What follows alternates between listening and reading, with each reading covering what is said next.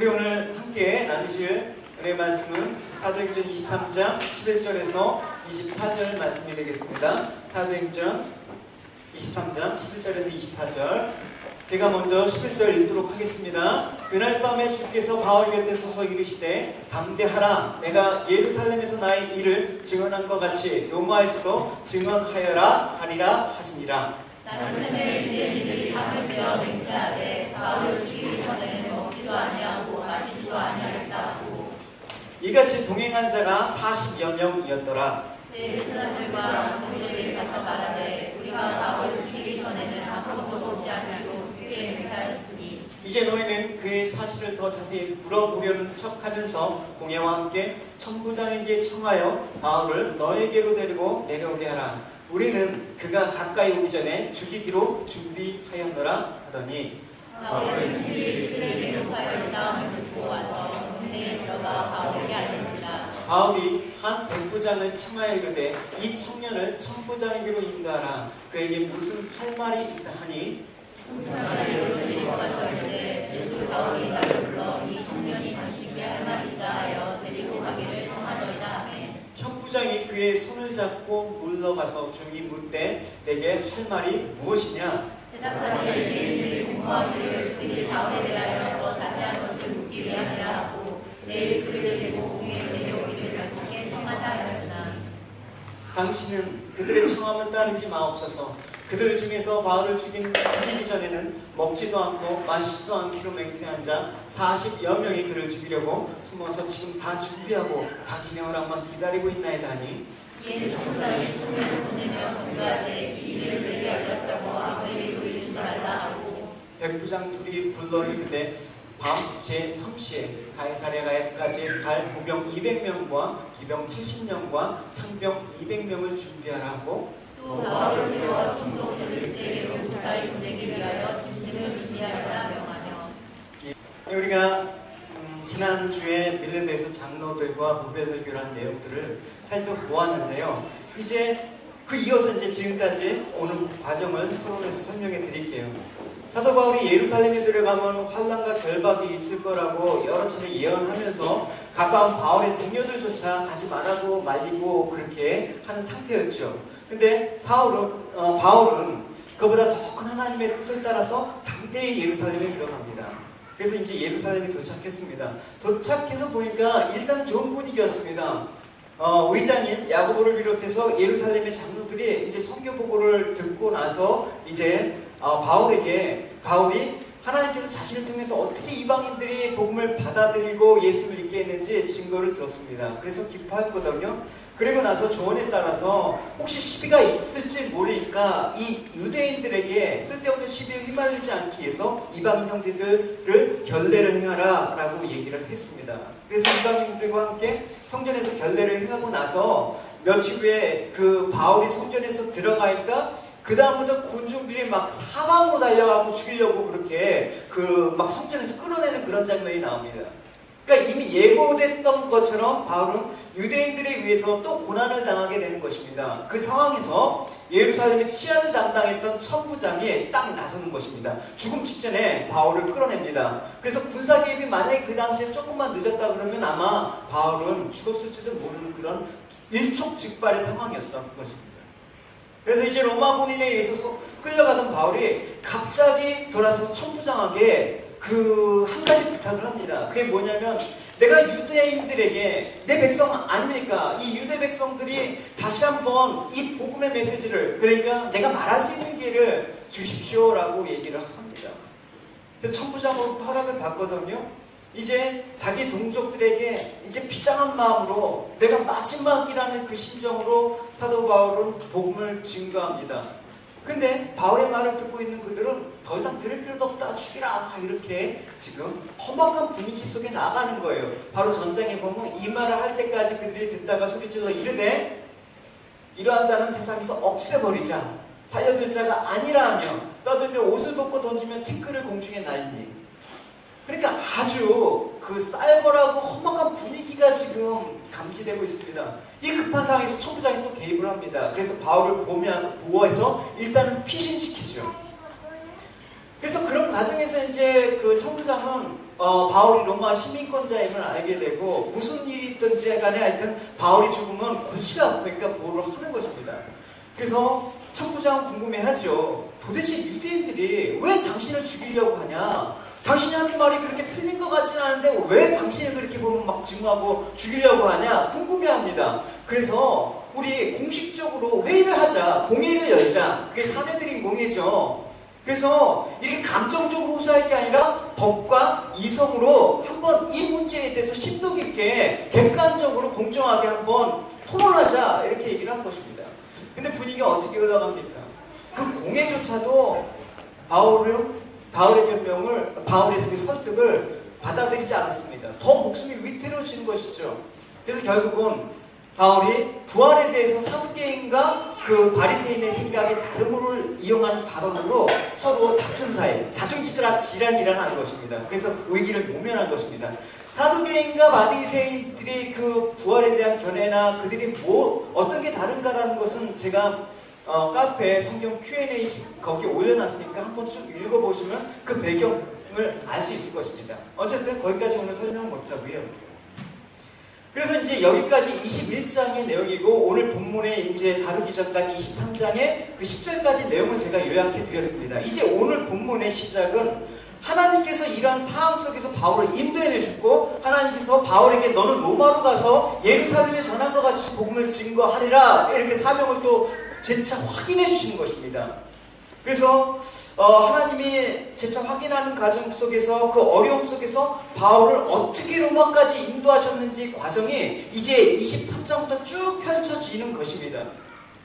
하나님께서 바울이 유대인의 음모를 피해서 로마로 향하기까지 어떻게 인도하셨는가, 또 바울을 통해서 어떻게 하나님의 목적을 성취해 가시는가라는 그 섭리에 대해서 우리가 본문을 통해서 좀 살펴보는 시간을 갖도록 하겠습니다. 첫 번째, 바울에게 로마로 갈 것을 주님께서 명령을 하셨습니다. 이제 오늘 본문에서 사내들인 공회의원에게 고초를 치르고 나서 이제 다시 감옥에 갇혀서 밤이 찾아온 시점부터 오늘 본문은 이야기하고 있습니다. 우리 11절을 읽어보도록 하겠습니다. 시작. 그날 밤에 주께서 바울을 곁에서 이르시되 간다라 내가 예루살렘에서 나의 일을 증언한 것 같이 로마에서도 증언하여야 하리라 하시니라. 예, 성경을 읽다 보면 때와 장소와 인물 이게 이제 바뀌는 시점이 대단히 여러분 그 본문의 맥락을 잡는데 아주 중요한 시점이라는 것입니다. 오늘 역시 또 11절에 그날 밤이라는 시간이 나왔습니다. 이 그날 밤은 어떤 의미가 있는가?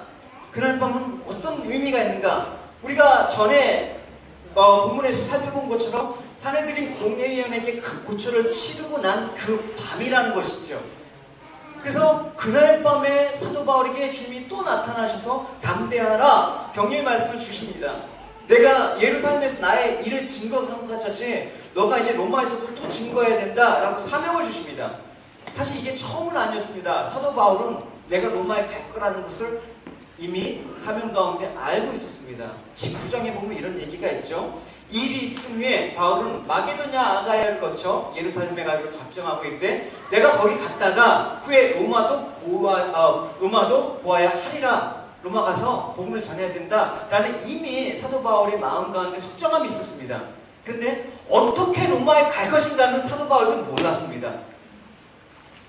이제 거기까지 인도하는 그 하나님의 섭리를 여러분 오늘 보자고요. 그래서 바울이 이렇게 체포되고 결국 이 주님의 뜻을 이뤄가는 이 과정 속에서 우리가 그날 밤이라는 시점부터 한번 생각을 해본다 그러면 대단히 중요한 의미가 있습니다. 그날 밤은 언제입니까? 여러분 인생 가운데 여러분 주님을 만났던 그 날이 언제입니까? 파티가 있었던 밤에 여러분 펍에서 막 이렇게 춤추다 주님 만났습니까? 물론 그런 분도 있어갖고 저기 교회 나온 분도 있더라고요. 펍에서. 근데 뭐 이날 밤은 어쨌든 즐겁거나 뭐 이렇게 파티가 있었던 밤이 아니지 않습니까? 이날 밤은 바울에게 있어서 그냥 유대인들에게 두들겨 맞아서 온몸에 만신창이가 돼서 천부장으로 인해서 겨우 목숨만 건진 그날 밤이었습니다. 그리고 사내들인 공회에서 변론 끝에 유대인들에게서 진짜 칙김을 당할 위기에서 건짐을 받는 그날 밤이었습니다.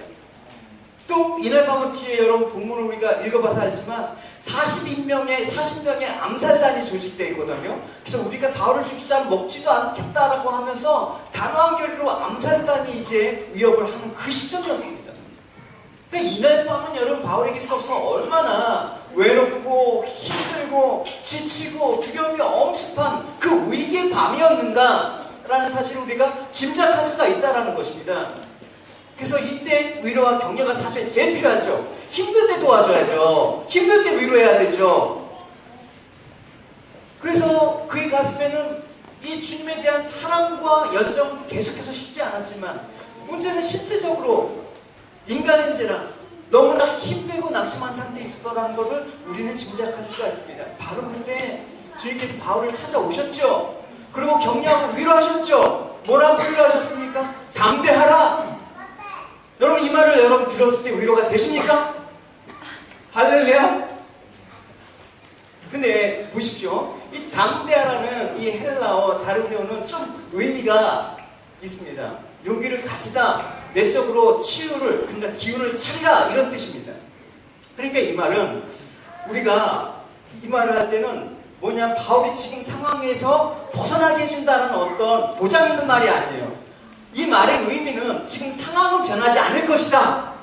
그러니까 이 상황 가운데 너가 위축되지 말고 굴하지 말아라 라는 의미가 더 강한 거예요. 여러분 이게 위로가 되냔 말이에요. 당장 힘들면 이 상황을 벗어나게 해주는 게 주님, 그게 나의 위로가 아닙니까? 주님께서 모든 만물의 주인이시잖아요. 모든 것 다 창조하신 주님이시잖아요. 그러니까 우리는 환난을 당하거나 어려움이 있으면 주님께 그 문제를 해결해달라고 부탁을 합니다. 물론 주님께서도 초천적인 그런 어떤 방법으로 해결해 주실 때가 있죠. 돈을 주신다든지 또 어떤 사람을 붙여주시든지 또 상황과 환경을 변화시켜서 정말 그 길을 열어주신다든지. 근데 그렇게 하면 쉬운데, 그러면 나도 불만도 없고 주님도 좋고 그럴 텐데 지금 상황은 안 변하고 담대하라 이 얘기하는 거예요. 그냥 뭐라고 하십니까? 내가 너와 함께 있을게. 그러니까 담대해. 이렇게 말하는 것입니다. 이게 여러분 정말 위로가 되냐? 나 돈 없어서 죽겠는데 주님께서 담대하라.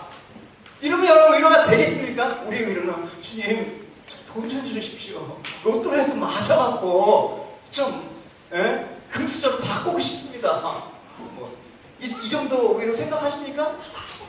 성경에서 말하는 그 위로가, 지난주에도 뭐 위로에 대해서 유두고 청년에 대해서 이렇게 얘기하면서 언급을 했는데, 어쨌든 보십시오. 구약에 이제 여호수아의 또 이런 비슷한 상황이 있어서 소개해드리겠습니다. 여호수아가 모세 후계자로 내정되지 않았습니까? 그래서 이스라엘 백성들 인도에서 이제 가나안 땅을 정복하는데 이제 리더로 세움을 받았습니다. 그때 얼마나 두려웠겠어요. 그때 주님께서 여호수아에게 3번씩이나 뭐라고 하셨는지 여러분 기억하실 거예요. 강하고 담대하라. 너는 내가 그들의 조상님께 맹세하여 그들에게 주리라 한 땅을 이 백성에게 차지하게 하리라. 오직 강하고 극히 담대하여 나의 종 모세가 내게 명령한 그 율법을 다 지켜 행하고 우로나 자로나 치우치지 말라. 그리하면 어디로 가든지 형통하리라. 9절. 내가 내게 명령한 것이 아니냐. 강하고 담대하라. 두려워하지 말며 놀라지 말라. 내가 어디로 가든지 내 하나님 여호와가 너와 함께 하시니라 하시니라. 마음을 강하게 하고 담대히 하라는 것입니다.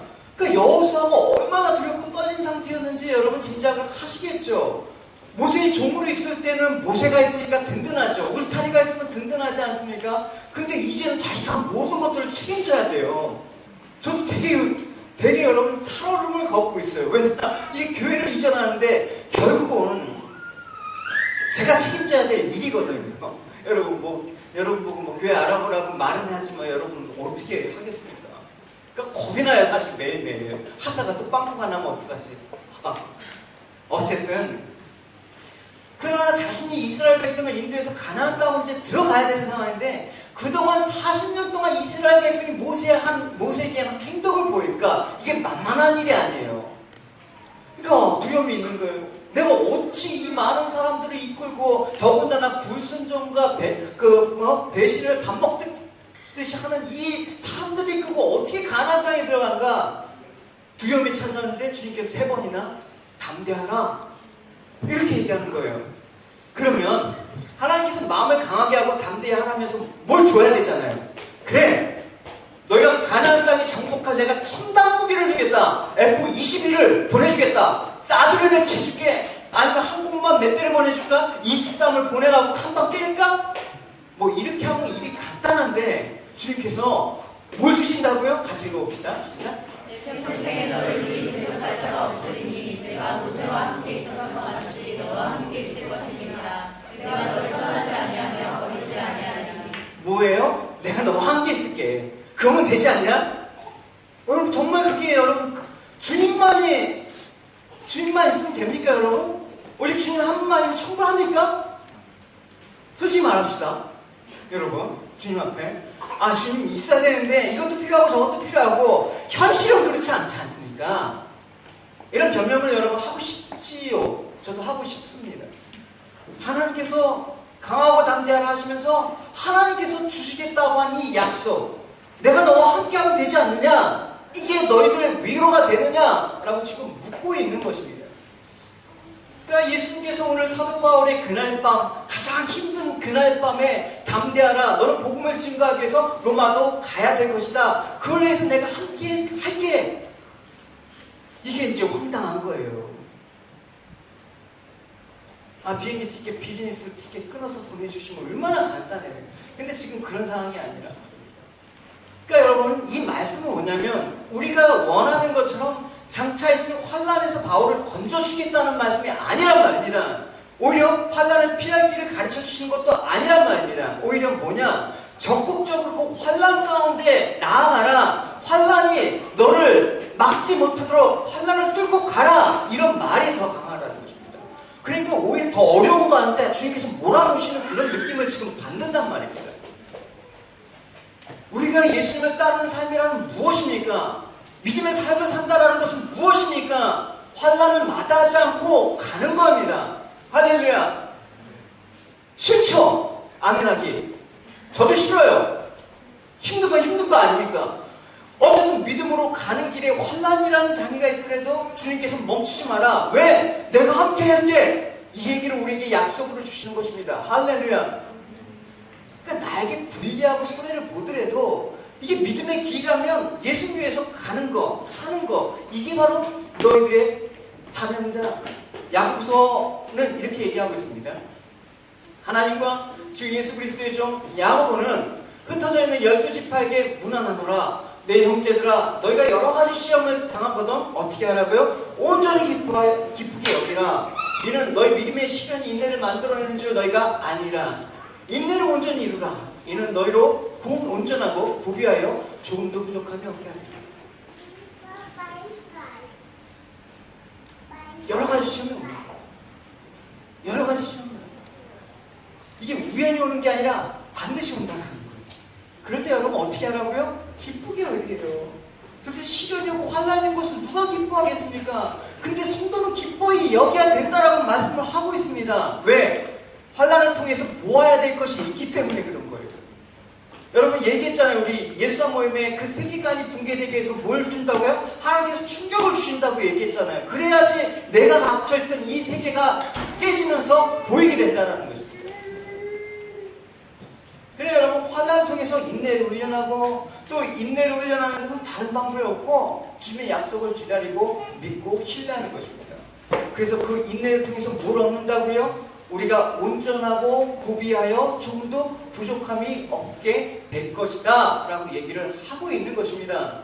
베드로전서에서는 같은 맥락으로 이렇게 얘기하고 있습니다. 사랑하는 형제들이여, 시련이 여러분 앞에 옮겨 붙더라도 당하거나 놀라지 마십시오. 여러분에게 닥치는 시련은 결코 이상한 것도 별다른 것도 아닙니다.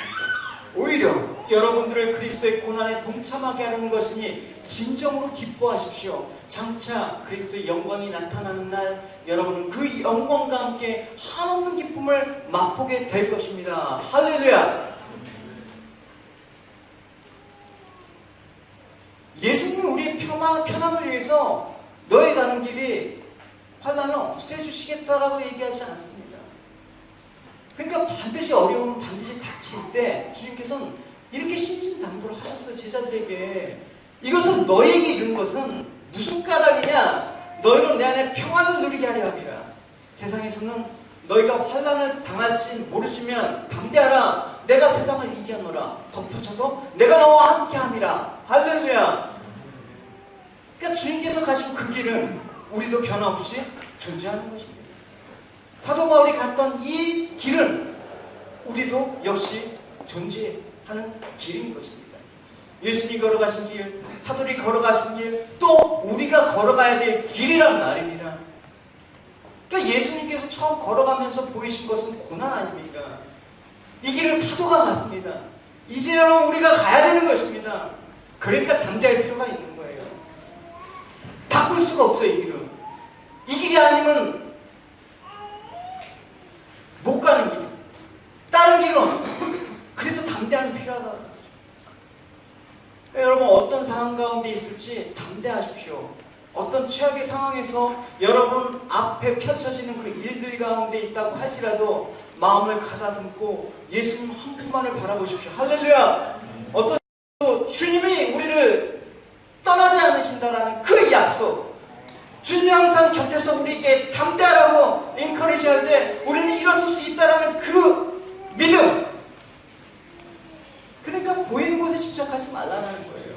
돈이, 건강이, 너의 명예가 힘이 아니다. 대표적인 돈을 사랑하지 말라. 왜? 내가 너희와 함께 있다라는 것만으로 되지 않냐?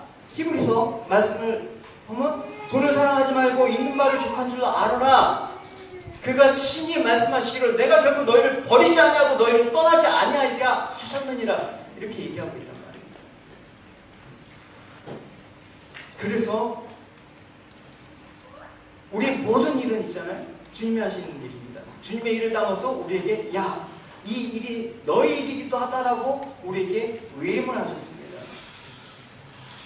그러니까 주님의 일을 하는 자로 우리는 부름받았고 세움을 받았다는 걸 알면 모든 일을 주 안에서 형통하게 하소서. 뭐가 형통입니까? 주 안에서 주님의 뜻대로 하는 게 형통 아닙니까? 우리의 뜻대로 하는 게 형통이 아니라.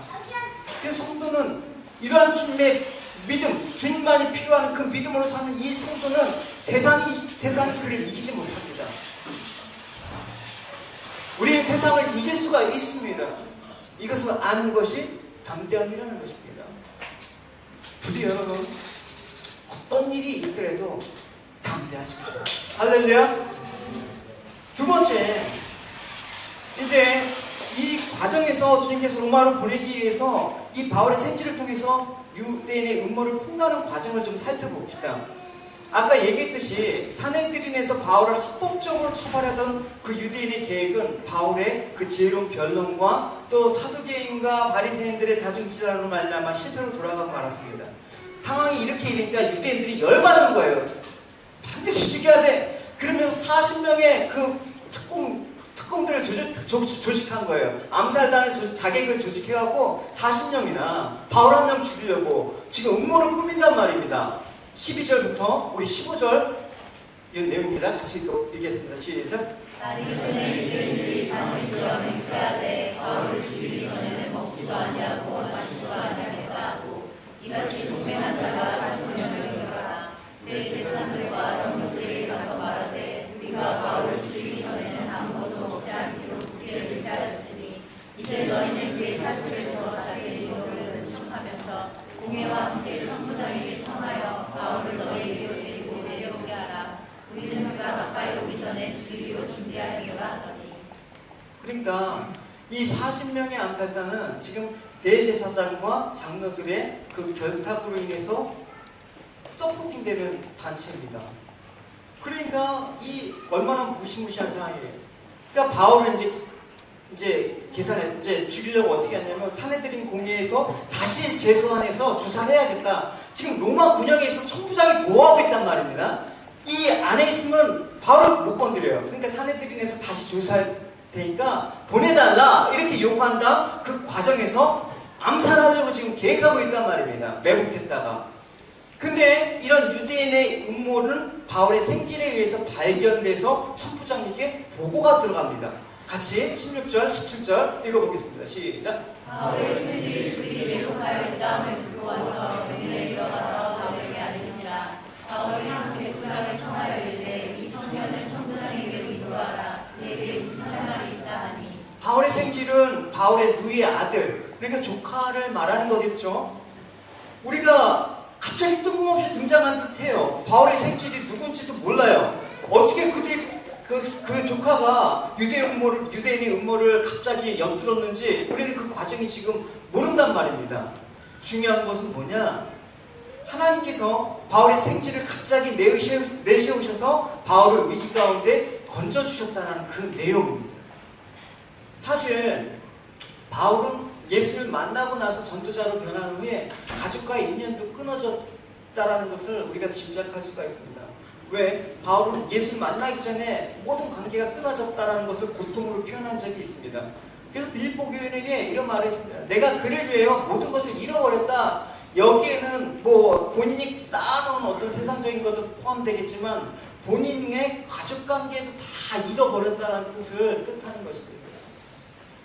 그러니까 바울은 가족에게도 지금 버림받는 상황에서 갑자기 생질이 등장해서 그 위험을 알려줬다는 상황은 여러분 이게 인간적으로만 갖고 이 정황이 여러분 앞뒤가 안 맞는 거예요. 이건 정말 하나님의 섭리와 인도하심이 없으면 있을 수 없는 일이 지금 벌어진 것이란 말입니다. 그래서 하나님은 우리가 생각지 못한 방법으로 자기 백성을 돕는 경우가 너무 많습니다. 저 좀 봐주십시오, 여러분. 그래서 성경에서 대표적인 신뢰가 뭐냐? 이스라엘을 도우신 일입니다. 그 엘리야를 도운 일도 우리가 살펴보지 않습니까? 엘리야는 이제 북왕국 이스라엘 아합 왕 때 시대에 활약했던 선지자입니다. 근데 그가 무서운 박해를 피해서 그리 시냇가로 피난했던 적이 있지 않습니까? 급히 피난하려고 하니까 지쳐있었고 먹을 것도 없고 막막한 상황 가운데 하나님께서 이렇게 인도하셨어요. 엘리야야, 어서 안전한 곳으로 피신하여라. 요단강 동쪽으로 건너와서 그리 시냇가에서 은밀한 곳에 숨어 있거라. 먹을 것은 내가 까마귀를 통해서 가져다 주겠다. 여러분 이게 말이 안 되잖아요. 어디서 갑자기 까마귀가 등장해서 먹을 걸 주겠다고 얘기해요. 그리고 물은 계곡의 시냇물을 마셔라. 엘리야는 주님의 명령을 따라 그리 시냇가로 피신해 가서 지냈다. 그는 까마귀들이 아침 저녁을 묻어주는 떡과 고기를 먹고 시냇물을 마시며 지냈다. 이게 여러분 그냥 상식적으로 이해가 가는 내용입니까? 그러니까 오늘 말씀에서 중요한 거는 진실로 하나님의 사역을 감당함으로써 위기에 빠지게 된 사도 바울과 또 이렇게 엘리야의 모습처럼 이렇게 믿음의 사람들은 하나님의 돕는 손길을 펴주신다. 근데 우리가 생각하는 일반적인 방법도 물론 있겠지만 정말 상상하지도 못하는 오묘하고 아주 기묘한 방법으로 인도하신다. 그러니까 우리가 우리 생각으로 도저히 굴복하기 어려운 문제를 만났다고 해서 실망을 하면 안 된다는 것입니다. 왜? 나의 생각과 하나님의 생각은 분명히 다르거든요. 하나님은 우리에게 감당할 시험밖에 허락하시지 않으신다고 얘기하셨습니다. 또 감당치 못할 시험이라면 시험을 당할 쯤에 피하기를 내신다라고 얘기하지 않습니까? 같이 읽어봅시다. 사람이 감당할 시험 밖에는 너희가 당할 것이 없나니 오직 하나님을 믿고자 너희가 감당하지 못할 시험 당함을 허락하지 아니하시고 시험 당할 즈음에 또한 피하기를 내사 너희로 이기 감당하게 하시느니라. 여러분 상황이 아무리 어렵다고 하더라도 하나님의 도움의 손길을 믿으셔야 됩니다. 할렐루야. 지금까지 살아오면서 여러분에게 닥치는 어려움, 대적해야 될 것들, 우리가 해결해야 될 문제들은 사실은 우리가 가진 능력보다 훨씬 더 높은 거였습니다. 근데 그때마다 누가 도우시는지 여러분 기억하셔야 돼요. 지금까지 무사히 내가 주의를 감당해왔고 앞으로 더 큰 일을 감당할 수 있다고 믿는 까닭은 무엇입니까? 내 자신이 강해서요? 천만에요. 내 자신이 능력과 재능이 많아서요? 천만에요. 비록 하나님이 우리에게 사명을 주셨고 그 사명을 감당할 수 있도록 능력과 지혜를 주시지만 우리를 향해서 펼치신 그 하나님의 도우심이 없다 그러면 우리는 감당할 수가 없습니다. 우리에게 나오는 그 수많은 대적들, 여러분의 삶들을 여러분 돌아보십시오. 문제, 어려움이 있을 때마다 누가 도우셨는지, 어떻게 극복하게 하셨는지 여러분 그 은혜를 여러분 생각해 보시기 바랍니다. 아직까지는 내가 열심히 살았기 때문에 여기까지 왔다라고 생각하면 아직까지 주님을 모르는 겁니다. 우리에게 필요한 모든 것을 공급해 주신 분은 하나님이었습니다. 다윗은 이런 하나님에 대해서 이렇게 고백을 하고 있습니다. 시편 46편 1절에서 3절 이렇게 얘기하고 있어요. 하나님은 우리의 피난처시요 힘이시니 환난 중에 만날 큰 도움이시라. 그러므로 땅이 변하든지 산이 흔들려 바다 가운데 빠지든지 바닷물이 솟아나고 뛰놀든지 그것이 넘침으로 산이 흔들릴지라도 우리는 두려워하지 않겠다라고 얘기하고 있습니다. 이 고백이 여러분의 고백이 되기를 축원합니다. 할렐루야. 우린 다 연약한 존재 아닙니까? 그러니까 나름대로 의지할 만한 뭔가가 있어야 되는 거예요. 근데 정말 환난에 처하게 될 때 내가 의지하고 믿고 따랐던 그것이 나의 피난처가 되고 도움이 됐냐? 그걸 여러분 묻는 거예요. 예수단 모임에서 우리 나누지 않았습니까? 내가 지금까지 의지하고 있던 것들, 믿고 있는 대상이 정말 바른 건가? 근데 그 믿었던 대상이 주님 외의 것이라면 그 외의 것으로 의지해서 정말 나는 지금 최상의 결과를 얻고 있는가? 우리 나누지 않았습니까? 정말 여러분 믿고 있는 게 주님 외의 것이라면 그게 나의 구원과 여러분 구원을 영향을 미칠 수 있습니까? 죄와 사망 가운데 지금 우리를 살릴 수가 있겠습니까? 그러니까 이런 하나님 불가항력적인 이 환난 가운데 하나님만이 당신을 의지하는 그 하나님을 의지하는 자만이 하나님은 그들의 피난처가 되시고 또 큰 도움이시라는 이 고백이 우리 가운데 있기를 축원합니다. 할렐루야. 그러면 정말 하나님께 도움을 구하고 하나님의 큰 도움이 여러분 가운데 여러분 한 주일 살면서 정말 하나님 나의 큰 도움이시고 피난처이십니다라고 고백한 사람 묻지 않겠습니다. 그러니까 이런 하나님과 지금 어떤 관계를 맺고 있느냐는 대단히 중요한 것입니다. 이런 가정을 해볼게요. 나 정말 아무런 상관이 없어요. 일면 불식도 없고 아무런 상관이 없는데 갑자기 여러분들에게 찾아왔어요. 근데 여러분들한테 나 좀 도와주세요 라고 요청을 해요.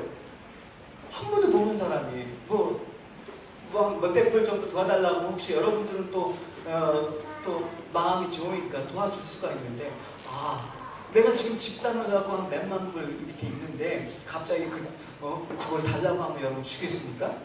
여러분 저도 안 주죠. 누가 갑자기 찾아서 당신의 콩팥 하나만 떼어주면 내가 주겠습니다. 주겠습니까? 나와 아무런 관계가 없는데?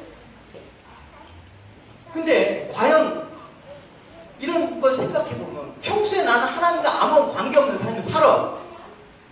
왜요? 하나님께 도움을 구한 적도 없고 기도도 안 하고 말씀도 없고 그냥 어떻게 그냥 주일만만 예배 드려갖고 그냥 무늬만 크리스찬이야. 아무런 하나님과 나라는 상관없는 존재처럼 그렇게 살아요. 근데 하나님 어려울 때 하나님 나의 큰 도움이십니까? 나의 환난적인 건전에 큰 도움이십니다. 피난처이십니다. 과연 그 고백이 여러분 정말 와닿습니까? 물론 하나님께서는 인자와 자비가 풍부하시기 때문에 그럴 수 있다고 해도 여러분 과연 그런 하나님께 그런 환난 날에 피난처시고 큰 도움이시라는 고백을 여러분 할 수가 있겠냐고요. 잊지 마십시오 여러분. 하나님은 그분과 깊은 신뢰의 관계를 맺는 자가 환난을 만날 때 피난처와 큰 도움이 되어주시는 분이라는 사실을 말합니다. 할렐루야. 사도 바울은 그래서 이런 관계를 고백한 거예요 여러분. 이런 관계의 어떤 이해함은 있고 여러분 이 구절을 읽어보십시오. 기가 막힌 거 아닙니까? 늘 내가 알았던 성경 구절에도 어떤 마음으로 어떤 감동으로 읽느냐에 따라 달라요. 보시면 누가 우리를 그리스도의 사랑에서 끊으리요?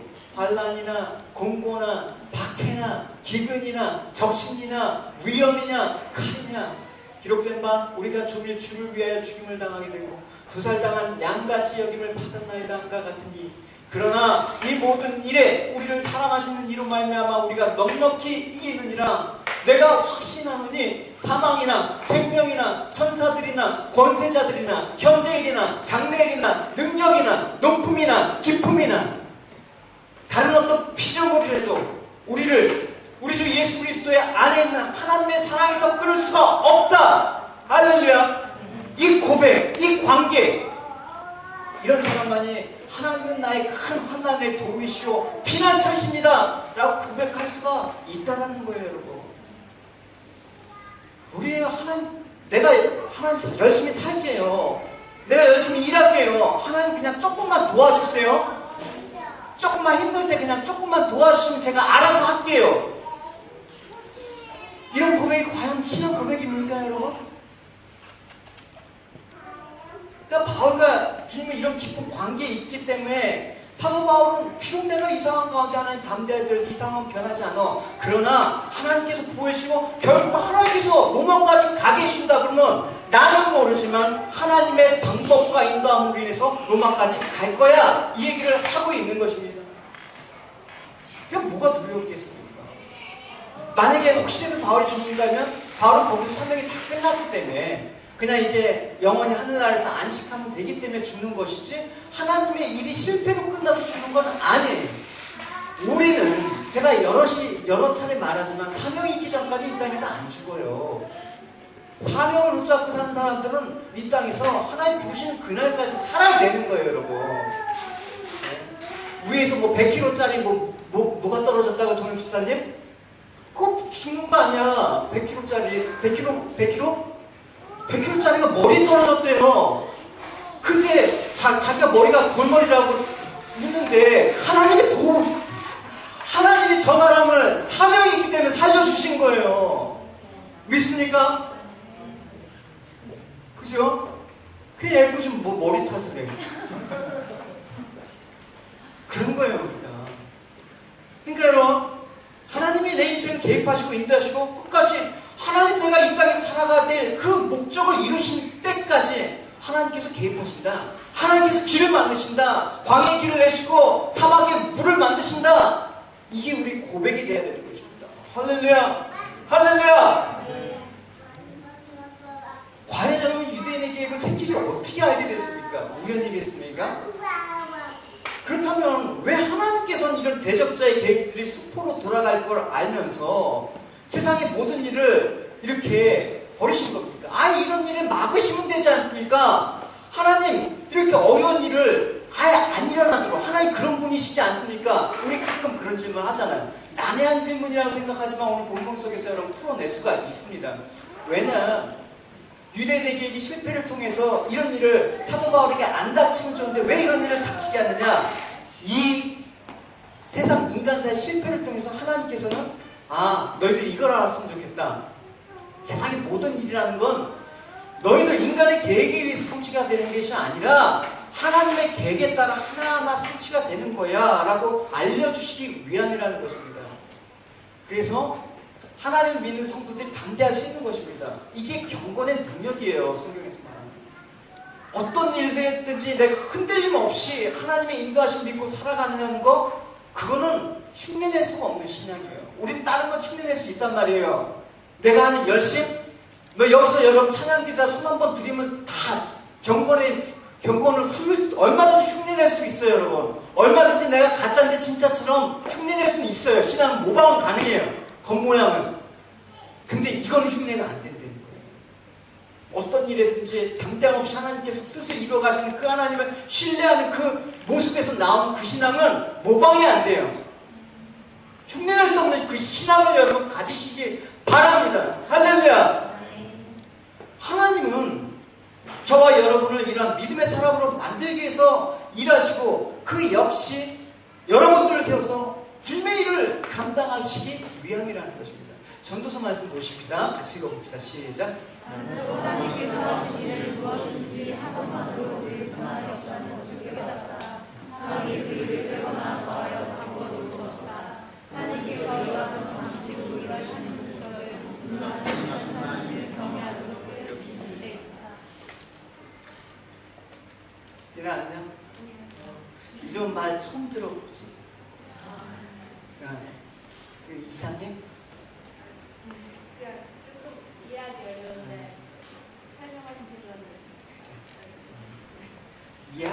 조금만 이해해. 한 1년만 잘 버티고 들으면 시간이 좀 필요하네. 알았지? 파이팅이다. 오늘 또 귀한 제 이분교 친구한테 여러분 각별히 좀 잘 돌봐주세요. 젊은 삼촌들 부탁합니다. 주영지 이러고 있다가 이렇게 피해. 되셨습니다. 아멘. 오늘 진아에게 도우미가 될 삼촌이 이주호 삼촌 손 들어보세요. 삼촌의 사랑이 필요하단다. 이 교회 오빠는 이제 별로 안 남았어.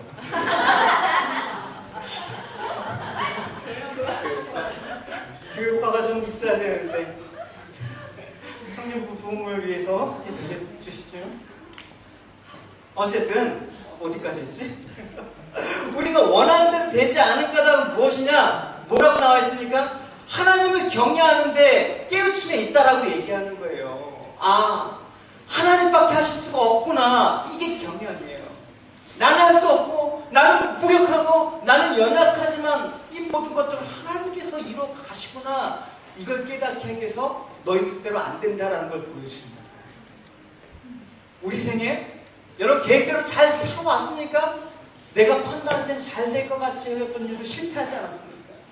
근데 또 방해물이 있고 걸림돌이 있어서 잘 안 될 것 같은 일도 어쩔 땐 또 잘 풀린단 말입니다. 우리는 이런 과정에서 일이 아니라 이 일을 주관하시는 하나님을 바라봐야 되는 것입니다.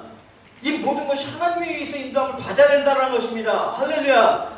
그래서 여러분들이 되어지는 일에서 그것과 그것 동반해서 어떤 환난과 어려움이 있다고 하더라도 그 일에서 중요한 건 그 일이 아니라 일이 진행되고 안 되는 게 아니라 그 일 가운데 하나님을 발견하시고 하나님을 만나기를 소망하는 여러분이 되셔야 된다는 것입니다.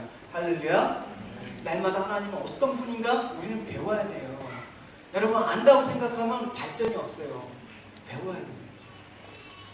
마지막 세 번째, 하나님께서 이제 천부장의 도움으로 이제 무사히 가게 하셨는데 오늘 주님께서 바울을 로마에 가기 위해서 한 사람을 도구로 쓰십니다. 그게 누구냐면 로마의 보병대장 천부장입니다. 천부장이 1000명을 군사를 통솔할 수 있는 사람이라고 생각한다 그러면 대충 한국 군대의 편제로 보면 연대장급은 될 겁니다. 그러니까 천부장은 바울의 조카로부터 유대인이 바울을 암살한다는 소식을 들었어요. 보고를 딱 받고 이제 23절과 24절을 보면 사도 바울을 위기에 빠진 사도 바울을 보호하기 위해서 적극적인 조치를 단행합니다. 23절과 24절을 읽어보도록 하겠습니다. 시작. 보병 200명과 기병 70명과 청령 200명을 준비하라고 또 바울을 세워 총독 벨릭스에게 무사히 보내기 위하여 짐승을 준비하라고 하며 바울에 대한 이 암살 보고에 관한 보고는 예루살렘 치안을 지금 책임지고 있기 때문에 이 천부장은 그냥 강간성 문제였습니다. 더욱이 바울은 로마 시민권자이기 때문에 이 로마 시민권자가 죽으면 큰일 나는 거예요. 문칙이 따라와요. 그래서 혹시라도 바울에게 무슨 병고가 생긴다면 천부장은 책임을 져야 되기 때문에 이 암살 음모의 보고를 받자마자 즉시 바울을 총독부가 있는 가이사랴로 수송하기로 결정을 합니다. 그래서 야함을 틈타서 많은 군사를 동원해서 전격적으로 바울을 가이사랴로 포송하는 것입니다. 물론 표면적으로 보면 바울의 이런 살해 음모가 너무나 거세였으니까 사고가 일어나지 않도록 미연의 방지책으로 그렇게 조치한 것으로 보이지만, 그러나 이런 천부장의 그 배후에는 로마의 복음을 전하기 위해서 하나님께서 명하신 그 일을 이루기 위한 하나님의 섭리라는 것을 우리는 발견할 수가 있습니다. 여러분 23절 하반절을 보십시오. 바울을 호위하는 병사의 수가 그가 지금 암살하기로 결의한 40명의 수보다 무려 10배 이상 많다는 것을 확인할 수가 있습니다. 처음에 암살단의 규모가 40명이라면 얼마나 여러분 놀랐겠습니까? 나 한 명 죽이려고 40명이 목숨 걸고 대드는 상황이 여러분 만만합니까? 그러니까 그 얘기를 들은 바울의 조카는 얼마나 가슴을 쓸어담고 놀랐겠습니까? 놀란 가슴으로 바울에게 알렸는데 단 한 명 죽이는데 40명이나 결의했으니까 두렵고 떨리고 말도 한번 못하고 이거 큰일 났어. 근데 좀 보십시오 여러분. 바울 한 사람 보호하기 위해서 동원된 군인의 숫자가 보병 200명, 마병 70명, 창병 200명입니다. 도합 몇 명이라고요? 470명입니다. 당시 예루살렘에 주둔하는 로마 병력 군세가 약 600명이라고 했습니다. 근데 600명에 지금 470명이 바울 한 사람 보호하기 위해서 동원이 됐단 말입니다. 그 여러분 바울도 아마 이 상상은 못했을 것입니다. 로마에 가긴 가야 되는데 어떻게 가야 되지? 아니면 조카는 상상했겠습니까? 아니면 암살단들이 이런 상상을 했겠습니까? 인간으로는 상상할 수 없는 일이 벌어진 거예요. 하나님께서 친히 천부장으로 이 병사들을 동원하게 하셨습니다. 놀라운 사실.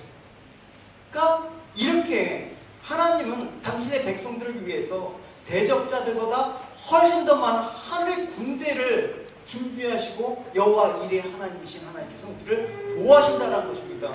할렐루야.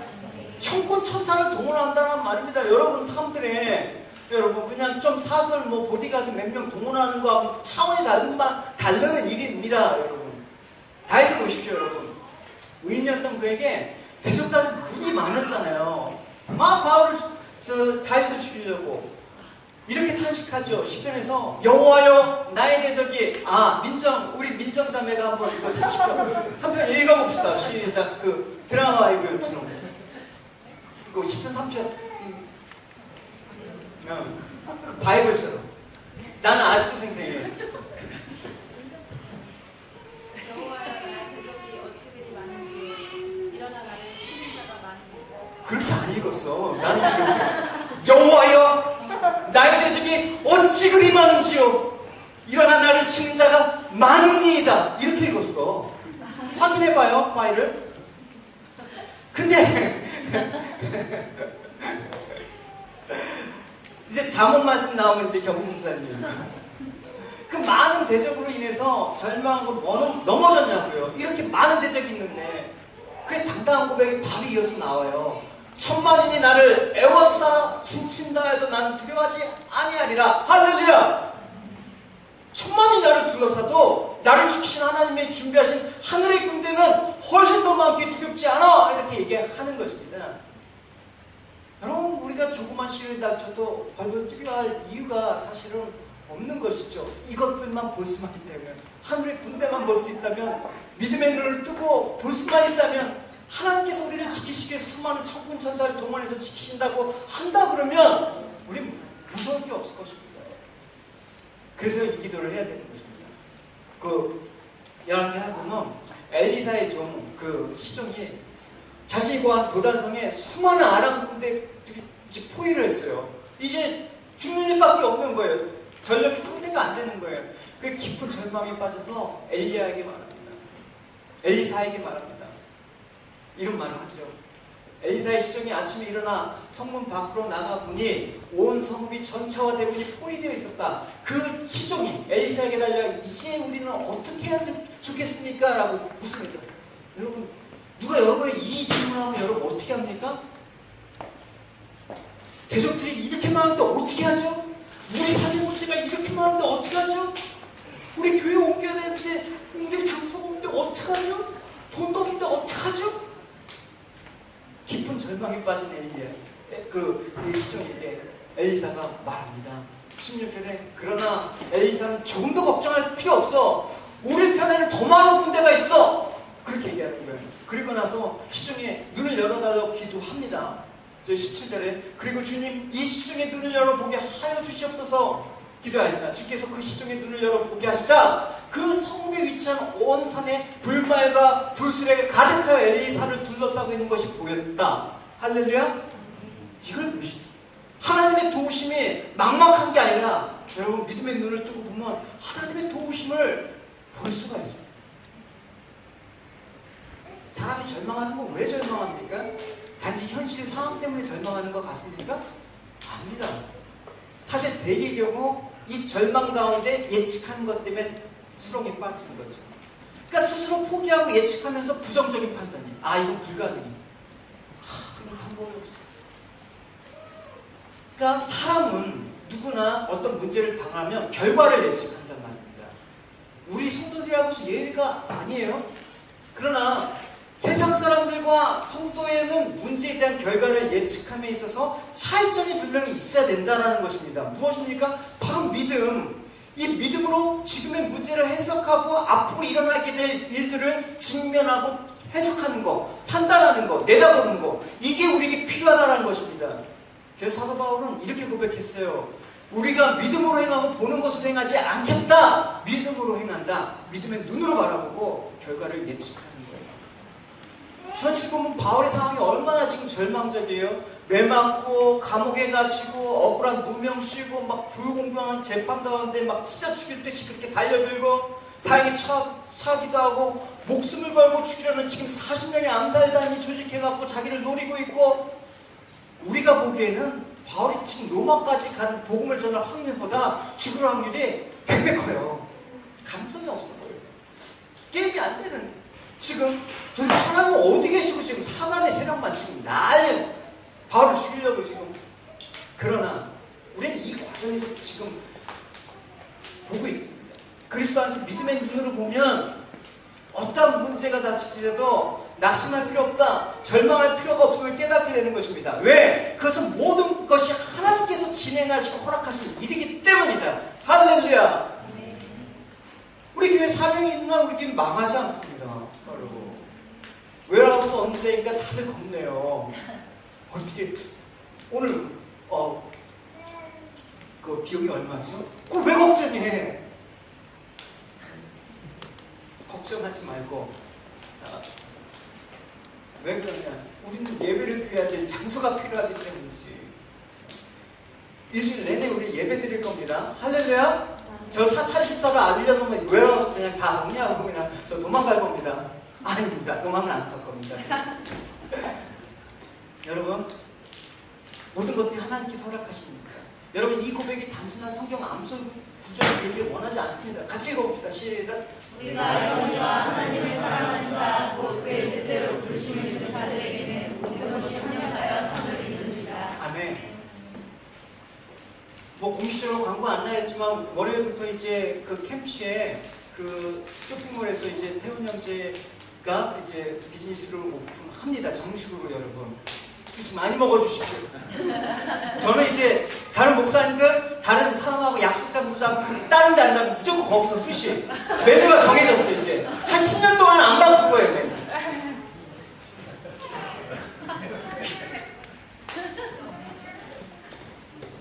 아니 그래도 가끔은 뭐 다른 데서 먹을 수 있죠. 죄송합니다. 또 수습도 못할 말을 하면 안 되니까. 그래도 주로 이렇게 됐죠? 그러니까 여러분, 낙심될 만한 일이 있더라도 이제 비즈니스를 하다가 보면 어려운 일이 많죠. 쉽게 여러분 동영 집사님도 그렇고 반석 집사님도 그렇고 또 이난 형제님도 그렇고 뭐 비즈니스가 여러분 장난입니까? 힘든 일이 많죠. 그러나 믿음의 눈으로 바라보시기 바랍니다. 할렐루야. 동물은 본능으로 삽니다. 근데 믿음이 없는 사람들은 이성과 경험으로 삽니다. 그렇다면 여러분 무엇으로 살아야 됩니까? 로마서 1장 17절 고백합시다. 시작. 복음에는 하나님의 의가 나타나서 믿음으로 믿으되 이르게 하나니 기록된 바 오직 의인은 믿음으로 말미암아 살리라 와 같으니라. 아멘. 성도들은 오직 믿음으로 말미암아 사는 존재들입니다. 나는 믿음으로 살리라 라는 그 고백이 여러분 삶의 가장 중심이 되길 바랍니다. 이것이 삶의 원동력이 되길 바랍니다.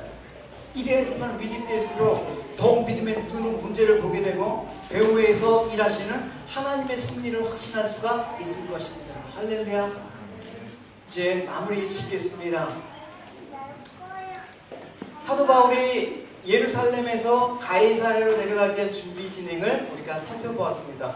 참 기가 막힌 일들이죠. 도저히 가능성이 없었던 일들이 하나님께서 풀어가시는 것입니다. 사도 바울도 몰랐습니다. 우리 인생 어떻게 이끌어가실지 우리는 모르지만 어쨌든 하나님께서 우리 인생을 계획하셨다 그러면 하나님께서 인도하실 것이다. 바울이 가이사랴에 갔다는 건 무엇을 의미합니까? 당시 가이사랴에 로마군 주둔 사령부가 있었거든요. 총독 관저가 있는 곳이란 말입니다. 그러니까 이제 바울이 로마로 가는 데 있어서 더 이상 불안해하지 않아요. 신변의 안전을 보장받는 거예요. 무엇보다 더 중요한 사실은 무엇이냐? 사도 바울이 드디어 로마로 가게 되었다는 것입니다. 그렇죠? 옛날에 영화 제목이 있어요. Now we are going to go to Geneva. 우리는 제네바에 간다. 그 강수연 씨가 주연한 영화. 전 보지 못했습니다. 제목만 알아요.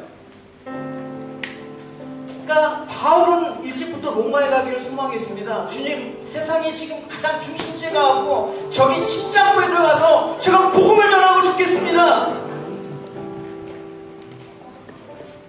그 그리스도의 심장을 가지고 세상 중심 가운데 하나님만이 주시고 그리스도만이 구원이 되심을 증거하다가 죽겠습니다.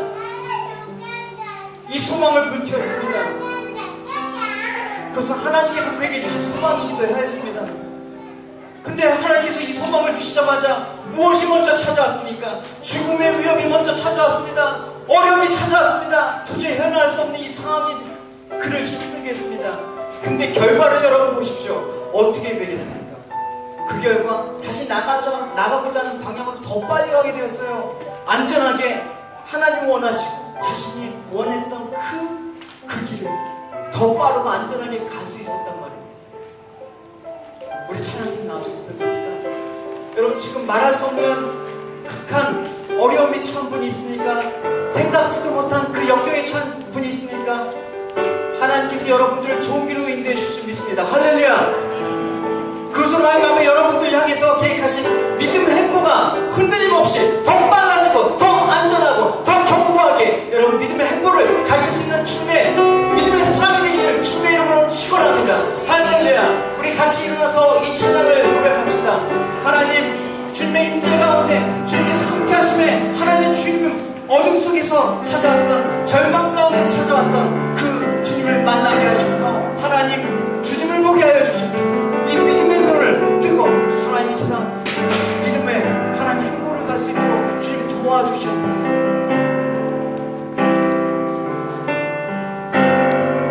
고백합시다.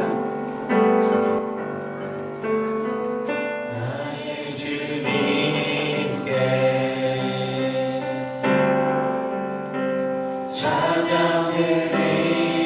찬양드리며 크신 사랑 주 인생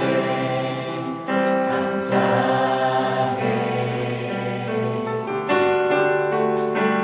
어둠 속에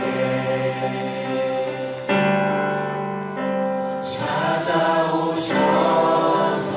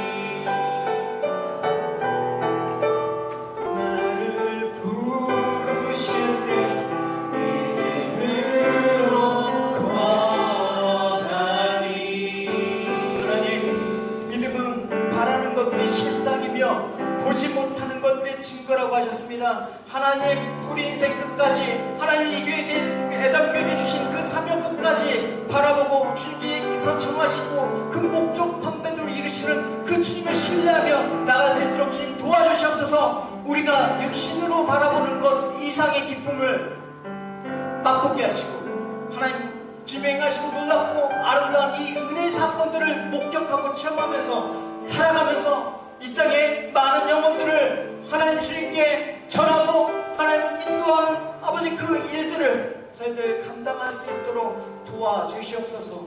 여호와는 내게 복을 주시고 너를 지키